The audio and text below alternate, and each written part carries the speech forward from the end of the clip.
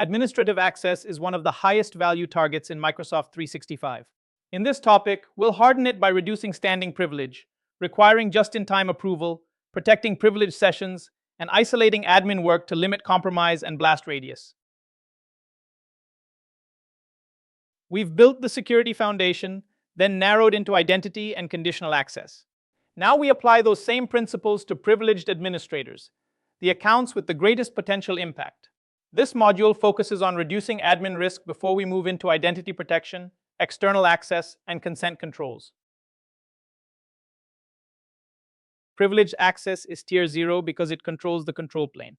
An admin identity may be able to change security settings, grant access to mailboxes and files, configure devices, adjust compliance policies, or even turn off protections. If that identity is compromised, the attacker is not just stealing one user's data. They can create persistence, expand privileges, hide activity, and weaken defenses across the tenant. That is why privileged access must be temporary, tightly scoped, strongly verified, and monitored under a zero-trust assumption. Breach is possible.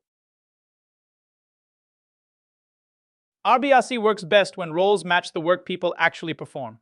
If someone only manages users, they usually do not need global administrator.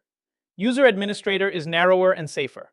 If someone only reviews alerts or audit data, security reader may be enough instead of security administrator. The key is to match the role to the job function, boundary, and task. Similar role names can hide very different permissions, so always check what a role can change before assigning it.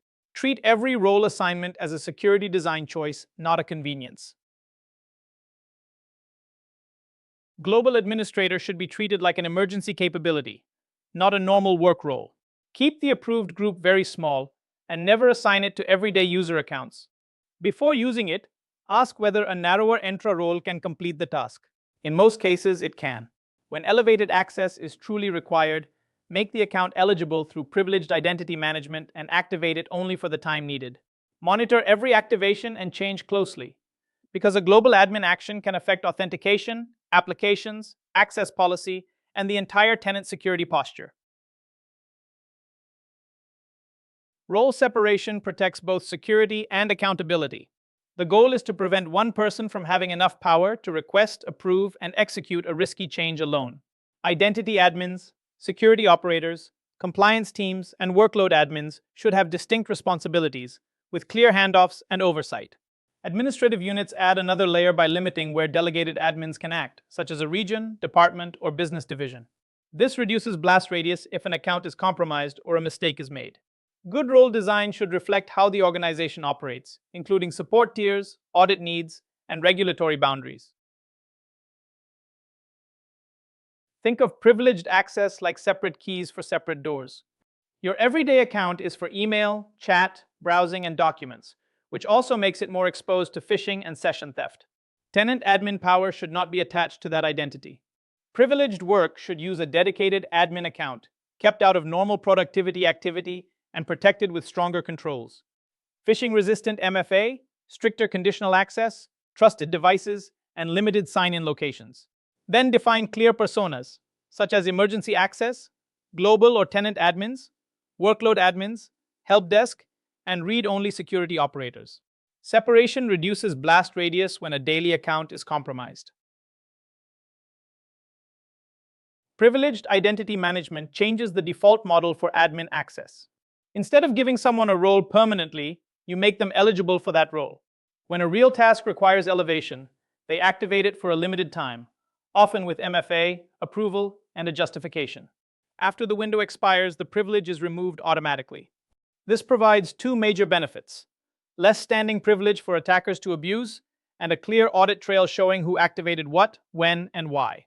Apply this pattern to Microsoft Entra roles, Azure resource roles, and privileged access groups wherever feasible.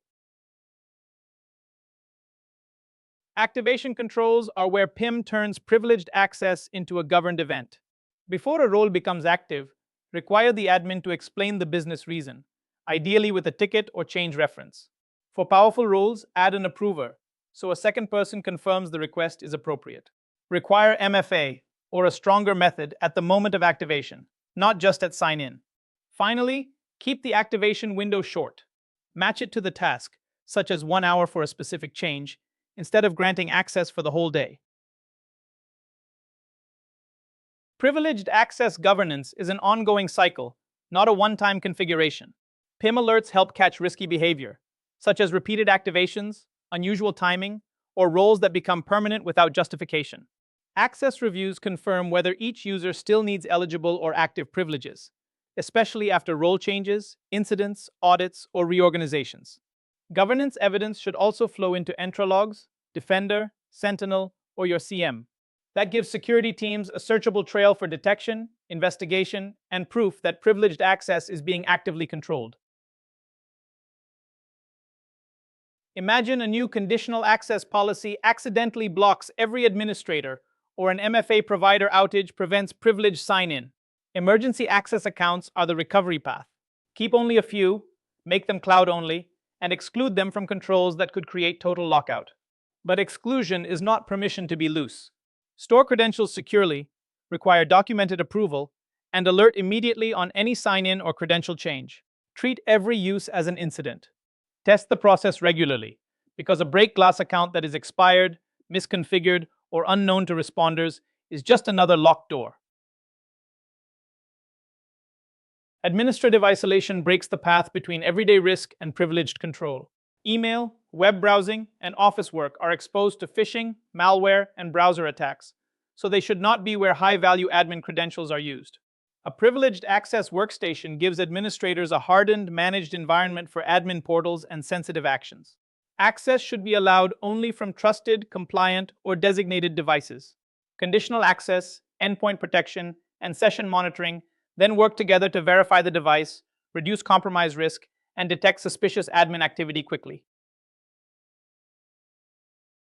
Admin isolation is not a single design. A baseline approach separates daily user accounts from admin accounts, then enforces stronger conditional access, preferably from managed devices. That is a good starting point, but it still depends heavily on the endpoint being trustworthy. The next step is a hardened admin workstation, used only for administrative tasks and protected with tighter endpoint controls. For the highest risk roles, privileged or secure admin workstations add strict application control, network restrictions, and little or no internet exposure. Choose based on role sensitivity, threat level, operations, and compliance. Privileged access hardening works best as a staged program, not a one-time cleanup. First, build a reliable inventory of privileged roles, standing assignments, global administrators, admin accounts, and break glass accounts. Then rationalize access. Remove what is unnecessary and convert required access to PIM eligibility wherever possible. Next, govern activation with justification, approval, MFA, conditional access, and administrative device requirements. Finally, validate continuously. Track permanent assignments, global administrator count, PIM activations, access review completion, and admin sign-ins from unmanaged devices. The goal is measurable risk reduction, with baselines, targets, and evidence. To harden privileged access, reduce who can administer, limit when privilege is active, and control where admin work happens. Use RBAC for least privilege, PIM for just-in-time elevation, and dedicated admin identities with isolated workstations for safer sessions. Next, we extend this foundation with identity protection, using risk signals to automate smarter access decisions.